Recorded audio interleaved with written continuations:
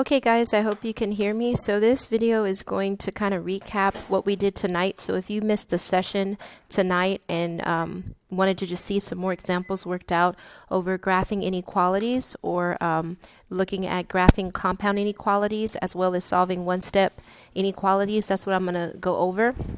Just a couple of more examples. So these are not problems from the worksheets or PDFs that are on Canvas. These are just some more problems on page 193. So let me write that down real quick. This is coming from page 193, and it's just some additional problems. Okay. So again, the first thing that we talked about was just graphing regular inequalities. So these are inequalities that have to do with just one number.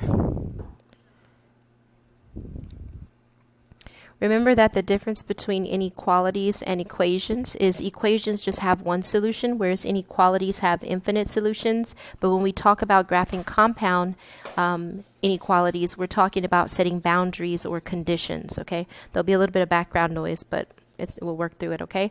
All right, so the first one I'm going to do is number 5 on page 193. So they said x is greater than 5. So you draw a number line, put 0 in the middle. We know the positives are on the right side of 0, the negatives are on the left side, and we're just going to kind of, mark our number line. So here's 3, and I noticed real quick I ran out of room, so I'm going to extend my line a little bit more to the right to get the 4 and the 5, and then I'm going to come over here and put a couple of negatives, -1, -2. So again, I've marked my number line, and I told you guys, remember, we are not doing the open, closed, and the open circle and closed circle method for graphing. We're going to be using brackets and parentheses. So when I look at this inequality symbol, I don't see an equal to line under that greater than symbol. So that means I'm going to use parentheses, right? So in this case, when I read it from left to right, from the x perspective, it's saying x is greater than, right? So if I'm greater than, I want to go shade everything to the right. So I'm going to put a parentheses on the 5 because we're saying x is greater than 5, but it does not include, it's excluding the solution of 5.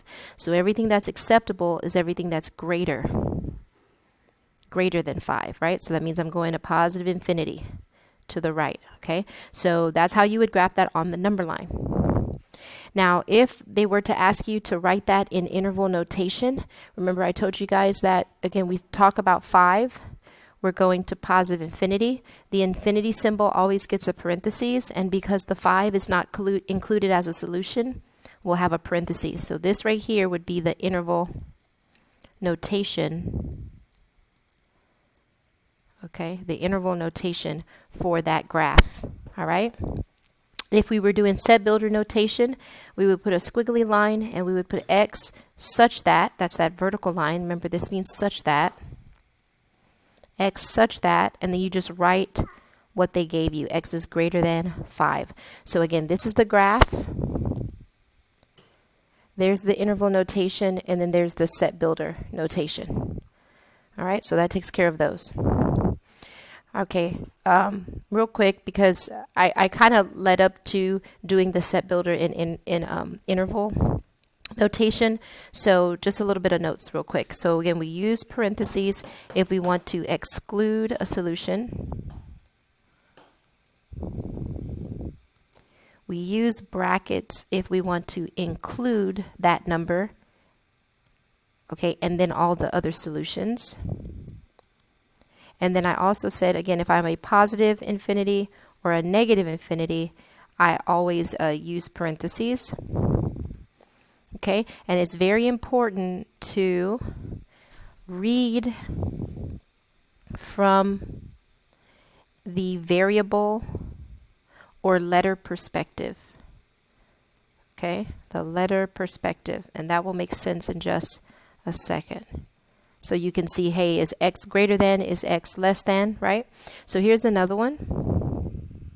You can pause the video if you need to. So here I have x greater than or equal to 7.2. So for this one, again, we want to graph it. So we draw our number line. I'm going to put the 0 just a little bit over here toward the left. I'm going to mark that -1 is there. And then very carefully 1, 2. Again, if you run out of spacing, just extend your number line. Like I'm kind of pushing it here, so I'm going to erase and extend this a little bit over towards the right and add in the 7, and here's 8. Okay, so when I look at this, the first thing that I see, hold on 1 second. All right, so here we go. The 7.2, and again, I cannot stress this enough. Again, it's an approximation, but I've seen you guys try to approximate things. I'm zooming in real quick, and you have to be realistic. Okay, so if this is 7 and this is 8, I know that 7.5 is right in the middle.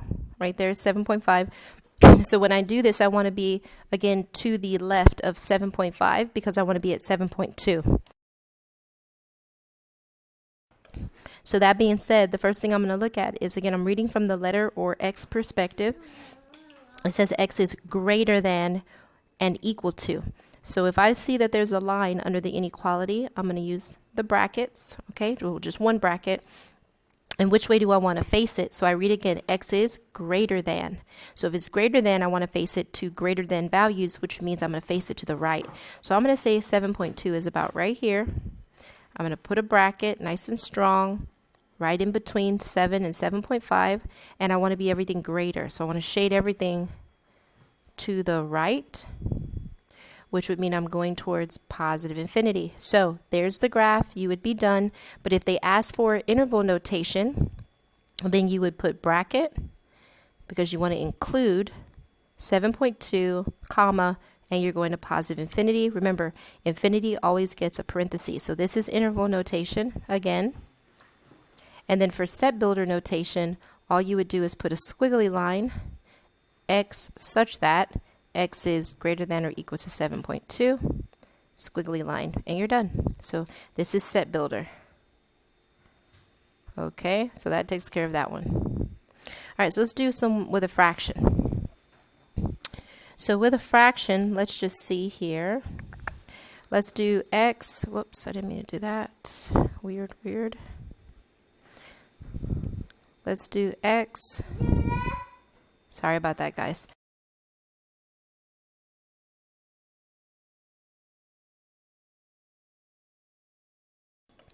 Okay, so let's do X less than or equal to 5 halves. Okay, really? A large.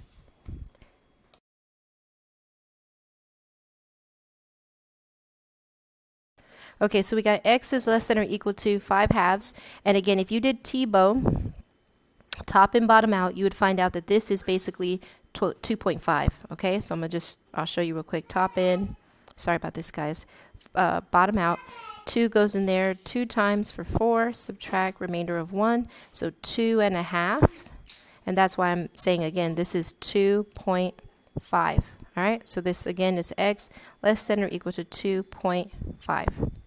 So now if we graph this, we get our number line. We got 0, -1, -2, +1, +2, and then we have 3. 2.5 is right in the middle, so I'm going to mark this spot right in the middle. And I notice again that I see the equal to sign, so I'm going to use my brackets. And it says X is less than or equal to. So if I'm less than, I want to face towards the left. So I'm going to put a strong bracket right there through 2.5, and I'm going to shave everything going less than.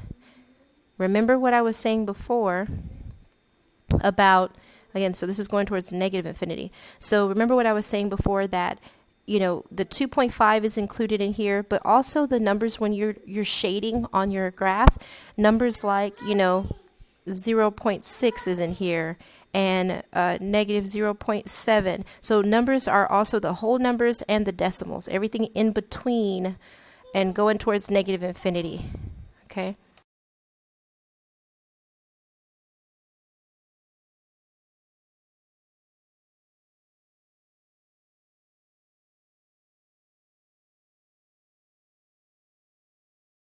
Okay, so again, that's the graph. So now let's talk about interval notation. So all I'm going to do now is just transfer this information down. So I'm going to pull down the negative infinity, and remember, the negative infinity always goes to the left. okay, in interval notation. If it was a positive infinity, like this one up here, notice that I put it again on the right side, because again, a positive infinity is toward the right, greater values going towards the right, and negative infinity goes to the left, okay? So I'm going to put negative infinity on the left, always put a parentheses, put a comma. I want to go to to 2.5. But let me be clear. Let me go back and fix that. You always want to not put the decimal number. That's just to help you to figure out where it is on the number line. Put it back in the original form you got it. So we have to leave it as 5/2. So we're going to put the 5 halves, and we're going to put a bracket. So again, this is interval notation. So do not put 2.5. Make sure that you put the bracket and parentheses, but make sure you leave it in the fraction form if they gave it to you in a fraction form. If they gave it in a decimal form, then put it in the decimal form. All right, so the last one is, let's do set builder notation. So we would put a squiggly line, x, such that, remember this guy means such that, it's given a description, x such that x is less than or equal to 2.5. I messed that up again. I should put 5 halves. Put 5 halves, not 2.5 in the squiggly line. And this is set builder notation.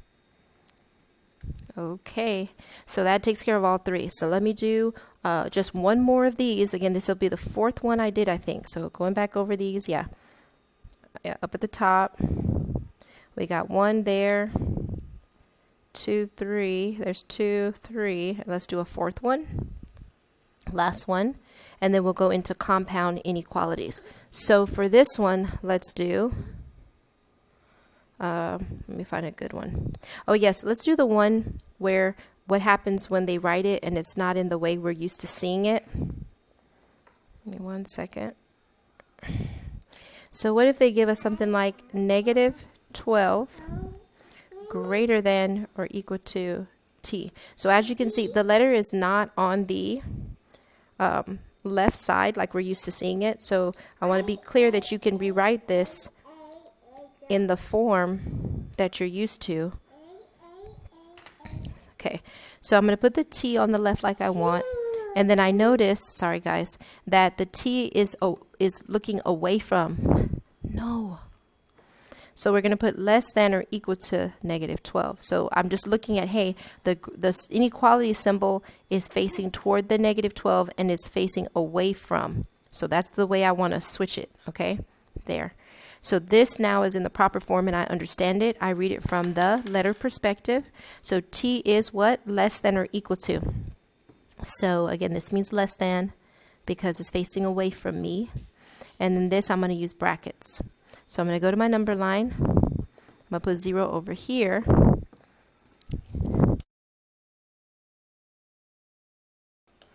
And I'm going to begin to just put -1. And I'm probably, you guys, going to run out of room. So I'm going to erase and extend this on.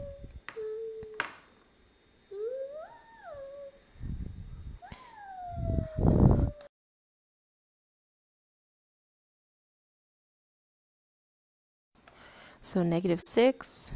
Sorry, I've had to tell my kid to go away. -9. And again, if you don't have enough room for all this, because as you can see, I'm running out of room, we could take a snippet. I don't think they have a problem with that. I know most of the time people like to see 0 and then everything over, but let's just cheat just a little bit, okay guys, for the sake of this problem. So let's just start at -6, you see? -7, -8, -9, -10. But see how those numbers are increasing? But notice again, you're getting further away from 0. Your numbers are actually decreasing. I'm going to extend this a little bit more. So I'm going to extend it a little bit more. And again, as I get as a greater number, as you see the numbers increase, I'm actually getting smaller. I'm more negative. So again, -14 is smaller than -8. -13 is smaller than -6. -6 is greater than -13. Okay, so back to this. So we want to be equal to -12, so we're going to put a bracket. But notice that it says x is less than, so we want to face it to the less than. So we're facing it toward the left, and we want to be values that are less than -12, and then we shade everything going to the left, negative infinity. Okay, so that would be the graph right there. And then if we're doing interval notation, we would again put the negative infinity on the left with a parentheses, comma, negative 12, and then put a bracket, and that would be our interval notation. And for set builder notation, we will put the squiggly line. T is the variable they're talking about, such that t is less than or equal to negative 12, squiggly line. Okay, so I hope that that makes sense. That's going over those 4 skills that we did in class today, which was, hey, can you take an inequality? Can you graph it? Can you put it in interval notation after you've graphed it? Can you do set builder notation? All right, hopefully that makes sense. Now let's go into compound inequalities. So for compound inequalities, I'll give you a title here, compound inequalities. Remember, this is the kind, or the problems that have boundaries. Okay, there's 2 numbers and I'm starting here and stopping there, or I'm including this guy and don't include this guy, right? And everything in between. So this has 2 numbers, the other one's had 1 number. So okay, so if I say linear inequality, I'm only talking from 1 number perspective, going towards positive or negative infinity. But if I say compound, I'm talking about boundaries with between numbers. So boundaries. And usually you just, again, you shade in between. But I want to also, in between, I don't think in this class it's going to go into it, but you can also have this happen. Just going to make something up super quick. So what if I had like negative 6 here and positive 2 here, right? And then I had a bracket, and then here, let's say I had a parentheses. You can also have them go in opposite directions. I just want to stress that. That you can also have compound inequalities that go away from each other. But again, in this case right now, where it's not shaded in the middle, in this case, we don't have that right now. So again, most of ours are in between, you shade in between. So let's move into an example. So one of them on page 193 again, we got negative 3 less than or equal to m less than or equal to 8/9. So if you notice on this one, right, I'm reading from both perspectives. So notice I'm going to circle this way and I'm going to say, hey, from the letter perspective, m is greater and equal to negative 3. M is greater than and equal to negative 3. So I would say, okay, I got my number line. I'm going to mark negative 3. Okay. Now, this particular fraction I don't know, so I'm going to do T-bow just to change it to a decimal. So 8 goes inside, 9 goes outside. All right, 9 cannot go into 8, so we need some help. So decimal, 0, bring this decimal up, right? 9 cannot go into 8, so 0. We bring the help down, it becomes 80. And we know 9 times 9 is 81, so we're going to do 9 times 8, which is 72. Leaves me with a remainder of 8. Then I can bring down this infinite help. And then what you're going to notice again is I keep getting repeating remainders of 8. So 0.888, right? So if we were approximating that, right, you could just go ahead and mark it. But let's just show where 0 is right here. Maybe right here, of course, would be 1. And 0.888 repeating is pretty close to 1, right? So I'm going to just put a little hash mark, probably just a hair or a little bit in front, and mark this as my 8/9. Okay, so for right now, what I've noticed is I noticed that there is a equal to sign, so I'm going to use some brackets. And I'm reading it one more time from the letter perspective. M, you're facing towards M, so M is bigger, M is greater than negative 3. So that means I want to include 3, and because it's greater, that means I want to shade to the right of negative 3. And then for that 8/9, now I'm going to go with another color real quick, guys. And I'm reading again from the letter perspective. So now, but M is less than. It's facing away from M. M is less than 8/9, which is the 0.888. So if I'm going to be less than, right, I don't want to face towards the right. I want to face towards the left. And then I notice I have that equal to, so I'm going to use brackets. So I want to face this bracket going toward the left because I want to be smaller than 8/9, which means I'm going to shade everything in between. between. So what is M doing? What are the solutions? Remember, we got multiple solutions. Now remember, on the other ones up above, it's infinite, right? Look at this last one right here. Notice right here, when we said t is less than or equal to negative 12, I'm looking right here.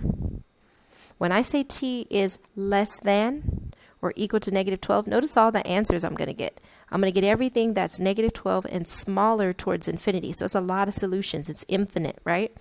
This one gives me, like I said, boundaries or some limits. So in this case, these are the only solutions, the ones in between and equal to negative 3 and the 8/9. So I hope that makes sense. And again, I want it to be less than. So these are the answers. Now, if I do this in interval notation, again, you just transfer this information down. So we got bracket, we're equal to negative 3, and in between there, we're going all the way to 8/9, and then bring that bracket down there. So this is the interval notation. So what is that saying one more time? It's saying that M is equal to negative 3, everything between there to 0.88 and include 0.88. Okay? For set builder notation, squiggly line, M such that, and you just write the problem that they gave you. Just like you see it. Squiggly line. This is set builder. Okay, so again, that was a compound. Let's do 2 more of those and move on. Okay, so now we're going to move on. I'm going to go to another color. Having fun with colors here. Let me just see how many minutes. 20 minutes. So we're going to move a little quicker. How about this one? How about negative 4 less than y? So y is greater than negative 4, but y is less than 1. So if we were graphing this, I'm going to move pretty quick now. We can mark negative 4 is over towards the left, 1 is over here on the right.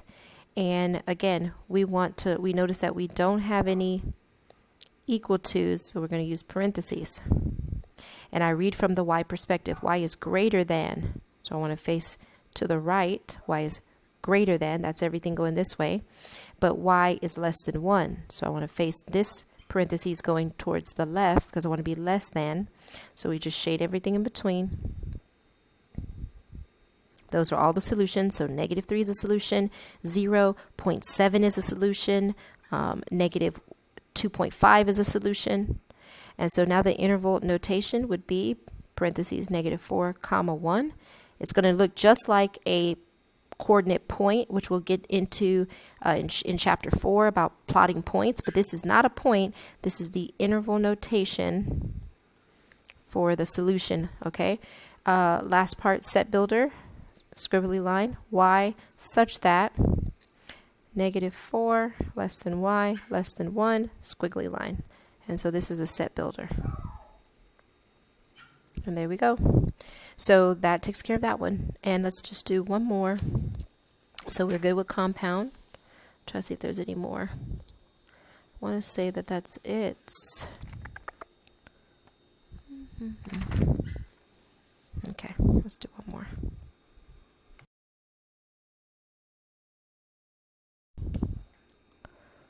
Okay.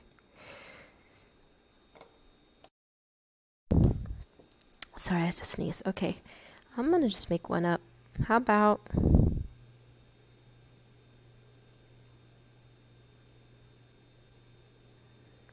okay, I'm going to just give you one. This is from the chart that's on page 193. What if they gave you this, guys? What if they gave you let's do squiggly line.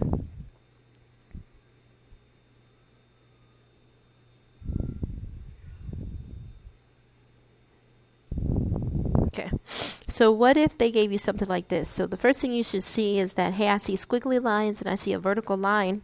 So this is set builder. And the question that they're asking is, hey, what is interval notation of this one? And what does the graph look like? So they want the other two. They gave you one, they want the other two. So the first thing we'll do, let's do interval notation. Well, the first thing I would do, okay, is I would interval notation. First, I would do the graph because that's the easiest part. So let's do the graph because the graph we get interval notation from. So I would mark negative 4, way over here, I would mark 6. I would notice that from the x perspective, x is greater than -4. So that means I'm going to put a parentheses facing toward the greater. And then I see that there's an equal to, so there's a bracket. X is less than and equal to 6. So I want to be facing the left here. I'm going to shade everything in between like that. And so I got the graph done. Now the interval notation is super easy, right? Because I'm just going to drop down and put a parentheses with a -4, put a comma to mean that all the stuff in between, a 6 with a bracket. So here's the interval. How easy was that, right? Again, don't let math be hard, okay? We just got to practice. And let me do one more. Okay, what if they gave you this? What if they said, hey, here's this graph. They marked -5, right there. And they put a parentheses, and they're shading everything to the left of that -5. So that means when they gave you a graph, and it's asking you, hey, what's the interval notation look like for this problem? And what is the set builder notation? All right, so for this one, okay, the interval notation comes right from the graph. Now notice I'm shading towards the left, so that means I'm going to -infinity. So I'm going to put -infinity on the left with a parentheses. -infinity and +infinity always get parentheses, comma, -5, parentheses. So here's the interval notation right off the graph.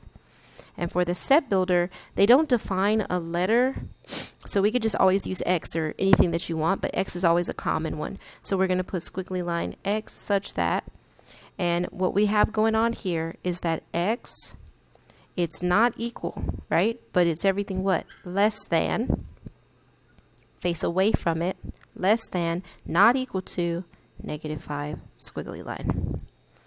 And that's it. So I hope that, those things that I just did in that 20 minutes or so is good for you understanding interval, set builder, and graphing, okay? Last thing real quick, I'm just going to do 2 or 3 of these, and then I'm going to stop this video because it's getting pretty long, is we talked about basically solving. I think that was what they talked about. Yeah, solving inequalities. But again, we only did addition and subtraction, moving around stuff, not the dividing. So let me be very careful to choose problems that have to do with addition and subtraction. Be fine. Okay, here's I'm gonna do 3 real quick. So there's one that said x, this is on page 195, plus 5 less than or equal to 6. Okay, so again, remember I told you we're gonna put the letters to the left, and we're going to move our numbers and constants to the right. We got the R for the right, the L for the left. Now in this case, the letter's already on the left, so there's nothing to do but to move the numbers away. So we're going to go ahead and move our numbers to the right. So I'm going to, again, move that 5 and bring it again over to the right of the inequality. But what do I have to do? Change the sign. What I do to one side, do to the other. -5, so that's 0, and now I have x less than or equal to, and then again you could put a little plus so you can see that this is +1.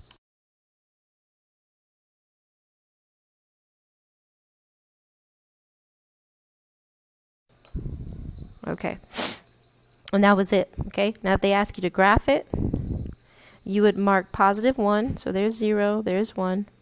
You're less than or equal to. So if I see the equal to, I have to be brackets, and I want to be x less than. So I'm going to face it to the left because those are where my less than are, and then shade. Okay, right there. So this would be the graph. Okay, the set builder notation would be like this. This is set builder notation. And then the interval notation, I'm trying to move it up. The interval notation would be right off the graph. Remember, you're going towards -infinity. So -infinity, comma 1, bracket. This is the interval. Okay, so let me do one more of these and then I'll stop the video. Okay, let's look at this one. Okay, so what if I had 3q minus 7 greater than 2q plus 3. Okay, so remember, we're going to move our letters and our variables to the left. So letters left. We're going to move our numbers or constants to the right. So there's separation, right? And we're trying to figure out what's the solution to this. And remember, when we do inequalities, there's infinite solutions. Okay, there's not just one answer. So I'm going to change colors. I want to move this guy over to the left. So if I'm going to move somebody, I have to change the sign. So minus 2q, minus 2q. This is now gone. That's 0. I draw a line. 3 minus 2 is 1q. Drop down the minus 7, less than, and there's just a 3 there now. Okay, now I want to move my numbers to the right. Okay, so I want to move that negative 7. You have to include the sign. Negative 7, I want to move it over to the right. So what do I have to do? I'm going to get rid of that little. What do? You change the sign. So we're going to put a plus 7, plus 7. This is 0. So q, again, is greater than. We're adding that together for 10. So that's the final answer. X is greater than 10. So if we had to graph this, we would draw a number line. We would mark 10. 10 would be, let's say, like right here. We want to be q is greater than, and notice there's no line under the inequality, so we're going to put a parentheses, and we're shading everything that's greater. So go to the right, positive infinity. So there's our graph, and the interval notation would be parentheses 10 comma infinity. Notice that the infinity, right, it's on the right side of the 10 because that's where it is on the number line, toward the right, and the negative infinity is always toward the left. I've had students in high school do stuff like this. Like, let's say the answer would have been 10 and it was everything less than, right? I see some students, they do this. They'll put 10 comma negative infinity, okay, like this. That is a big no-no. Never put negative infinity on the right side of a comma. Always put him on the left side. For positive infinity, always put him on the right side because that's where they are on the number line. Okay? So again, this right here is wrong. This is the proper way to write that with the positive. And last part was set builder. So squiggly line, q such that q is greater than 10 squiggly line. Okay? So hopefully that makes sense. Okay, I'm going to stop the video here. You guys have been awesome. And again, just message me through Remind if you're confused or anything, and then I will be shooting a video over that first worksheet that says one-step inequalities. Have a good night, guys.